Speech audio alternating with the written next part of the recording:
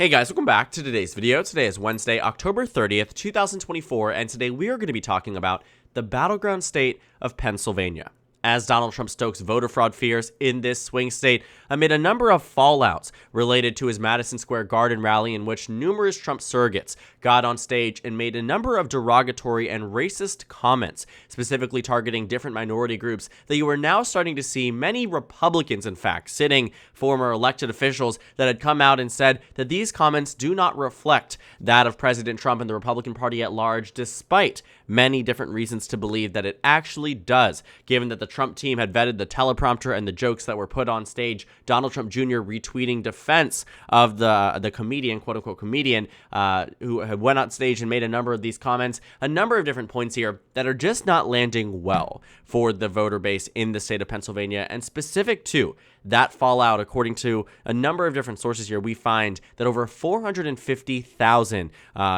people reside in the state of Pennsylvania that are of Puerto Rican descent. A major portion of the Pennsylvania electorate is a state that was decided by just thousands of votes across 7 million cast in the 2020 election. Really anything can make a difference in this cycle. And so Donald Trump taking to a number of different avenues to really just say that the state of Pennsylvania is being stolen, that Pennsylvania is a state where you are seeing many discrepancies. A lot of these comments are being made as a result, likely, of internal numbers that don't show Donald Trump doing quite well in the state of Pennsylvania.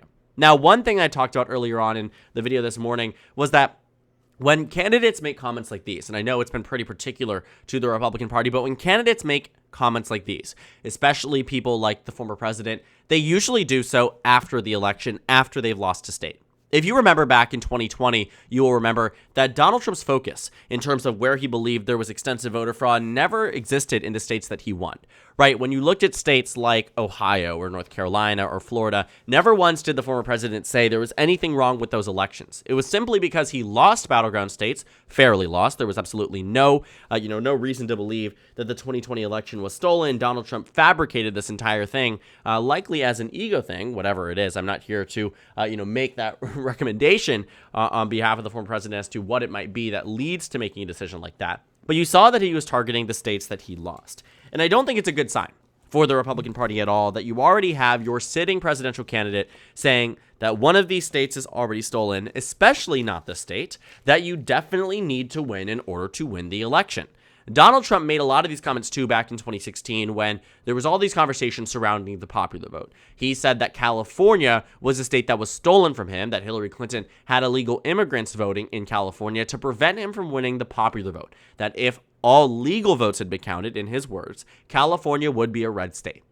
Obviously, that's not the case. California is a very blue state, extremely blue, 30 points for Clinton in 2016, 29 points for Biden in 2020. It's a very solid Democratic state. No chance Republicans would ever come close to winning California at large, and it's 55 electoral votes, or 54 electoral votes this cycle.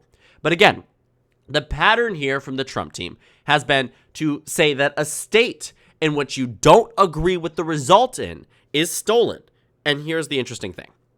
California, Pennsylvania, Wisconsin, Michigan from 2020, 2016, those are all examples, again, of post-election. That is what I've been focusing on because that is how Donald Trump has navigated those situations. This time, he's preemptively saying it. He is saying that in Pennsylvania, there's voter fraud. Pennsylvania is, a state that Donald Trump is supposed to win and that he's going to win, except for the fact that it's being taken by the Democratic Party. It's very interesting that he's deciding to do this ahead of the election because, one, what we saw in 2020 is that when he did it, in particular to the state of Georgia, you might be wondering, why does Georgia matter? The election already happened. Why does it matter that he said it was stolen? Well, fast forward to the runoff elections, the voters in those states really were a bit disillusioned with the election. Here was Donald Trump saying that Georgia was stolen, that Brad Raffensperger, the Republican Secretary of State, and Brian Kemp, the Republican governor, were all in on this big mission to take it away from Donald Trump, the 16 electoral votes in the state, and he said it's rigged. No point. It was taken from me.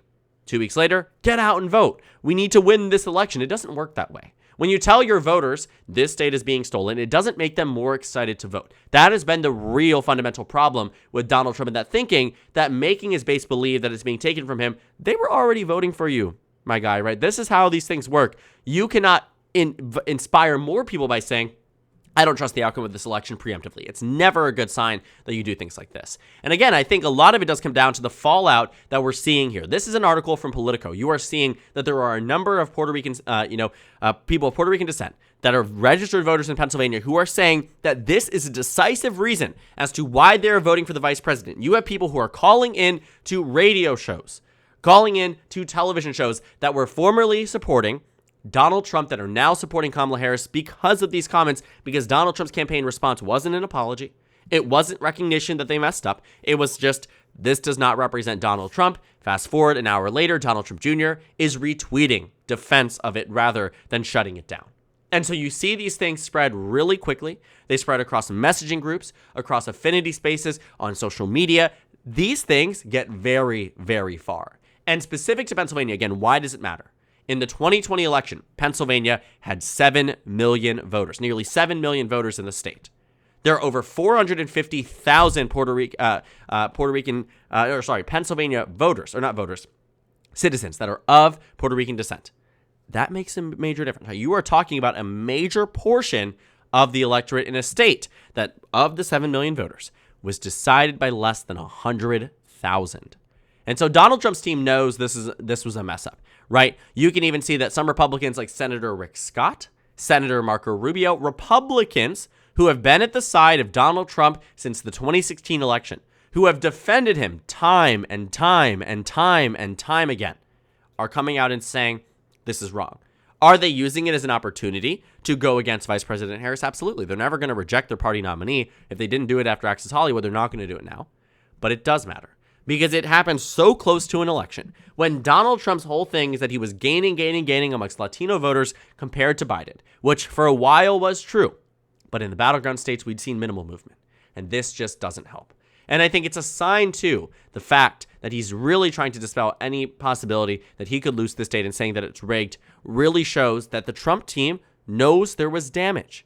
They know that Pennsylvania is a state that makes the difference in this cycle, and that right now they aren't winning the headline war. And Donald Trump's team also, too, looking at, different Pennsylvania counties, trying to say, let's do this in rural areas, let's not do this in urban areas, let's try to change the election rules, let's elevate this to the Supreme Court. They even gone so far as to saying that we have seen RFK Jr. on behalf of the former president go to the United States Supreme Court to try to get his name removed from the ballot in Michigan and Pennsylvania, to which the Supreme Court rejected that after over 2 million voters had voted in Michigan alone, and they tried to reprint the ballots and redo all that. Absolutely was just never going to happen. But Donald Trump's campaign team has been trying tirelessly to delegitimize the Pennsylvania election for whatever reason. And the only reasonable conclusion I can draw from this thus far is that they believe they're going to lose the state. Now, they actually have no real reason to believe they are losing Pennsylvania as of right now. Pennsylvania is a state that I think that, looking at the 538 forecast, granted my forecast doesn't have it in the Trump column, but looking at the 538 forecast, it's neck and neck. He actually has the upper hand for a first time in a very long time. And so it's very interesting to me that, one, he runs the risk of decreasing his base's turnout. Another side of the risk, too, is that this becomes a bigger deal. That those on-the-fence voters that said, okay, maybe he thought the 2020 election was stolen, but he's no guarantee going to do that again, does it before the election, it doesn't help voters. And it reveals something to us on the analysis side, that there's something on the internal Team Trump that isn't being broadcasted publicly. That there's a reason why they're trying to push this narrative before the results even come in. It's a sign that they think, at least right now, that Pennsylvania might not go their way. And like I said, with no major reason to do so, I am struggling to find a genuine reason besides something that hasn't been released publicly. And so that's what I think we're starting to see. Now, I talked about the CNN polls this morning that showed strong results for Kamala Harris in Wisconsin and Michigan. So I'm surprised that Donald Trump's campaign team isn't trying to delegitimize Michigan and Wisconsin yet, because they did it back in 2020. They swore up and down that Donald Trump won those states and that Joe Biden and the Democratic governors stole it from him. Obviously, not the case, but it was a narrative. It was a narrative that all of the states that he lost, he had actually won and were taken from him.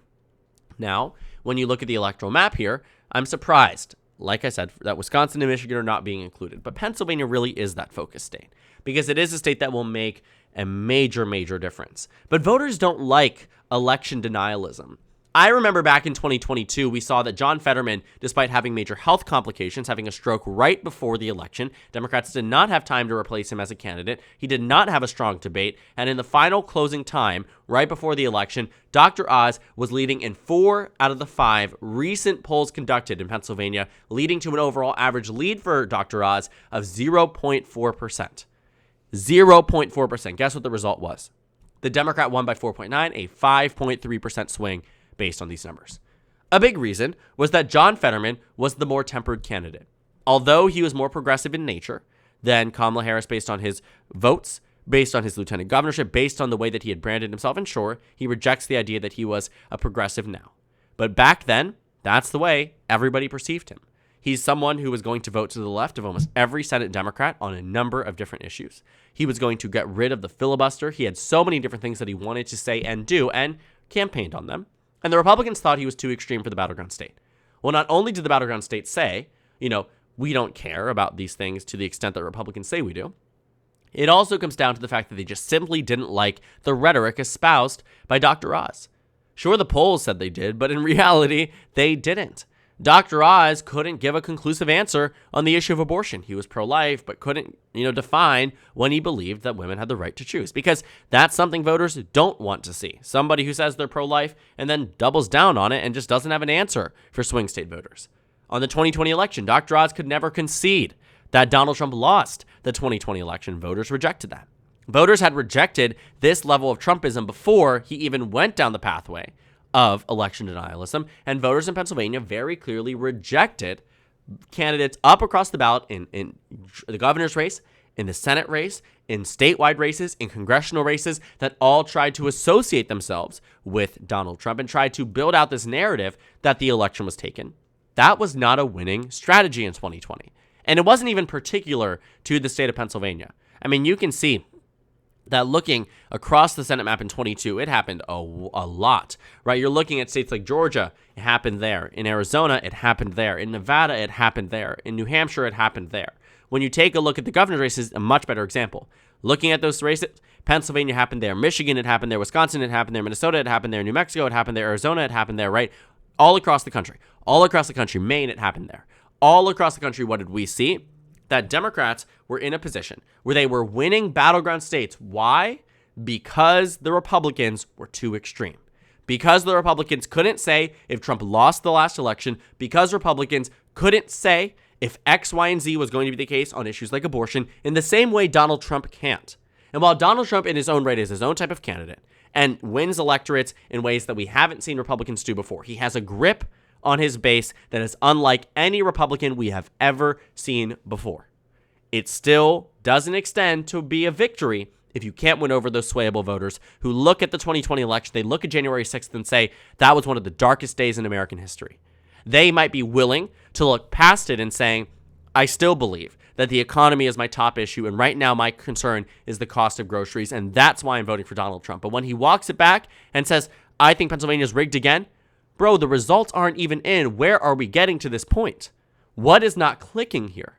The only reason I think he could be doing this is because he thinks he might be losing the state and wants to, preemptively say it. But that doesn't land well, especially when he needs to be courting voters, especially in Pennsylvania, in ways that he did not before. There was no Puerto Rico fallout in Pennsylvania prior to this week. There was no major concerns around whether or not Donald Trump would be denying this election at top of mind for voters, even though he had never committed to accepting the election results. He is the one who is reminding these voters. Every single thing here that we have seen become a negative for Donald Trump, for the most part recently, is self-inflicted. It's not Kamala Harris getting one up on Donald Trump on the debate stage. That mattered in September, but it doesn't matter now. But everything from this point, gaffes from Donald Trump, comments he's making, surrogates on his behalf, different things that are now being much more televised and utilized correctly by the Kamala Harris campaign that is really making it difficult for Donald Trump to win in this state. Because Harry Enton really did a good job today at breaking down on the fundamentals Donald Trump should be the favorite to win all of these battleground states. But he's not, because he is his biggest own enemy, and Pennsylvania is no secret. Because Pennsylvania is a state that, should Donald Trump lose it, will be entirely on his own accord, because this state is close, but he has maintained the upper hand over the past week, and should he maintain it through Election Day and end up losing it, again, It will be entirely on the former president for doing a number of things wrong, not course correcting and continuing going down that pathway. It's a story that was told in 2020, might repeat itself in 2024. It'd be very interesting to see what happens on Election Day, especially given some of these recent comments, but chances are we're not seeing something that is publicly available that says Donald Trump's in a bit of trouble in Pennsylvania at large. So thank you guys so much for watching this video. Make sure to comment down suggestions below. Subscribe on the left if you haven't already, and check out the Instagram and Twitter. At the top left of the screen, there's also a Discord server for you to go ahead and join. On the screen, there's a video you can watch and then a playlist for my 2024 presidential election analysis videos. Again, thank you guys so much for watching, and I will see you all later today.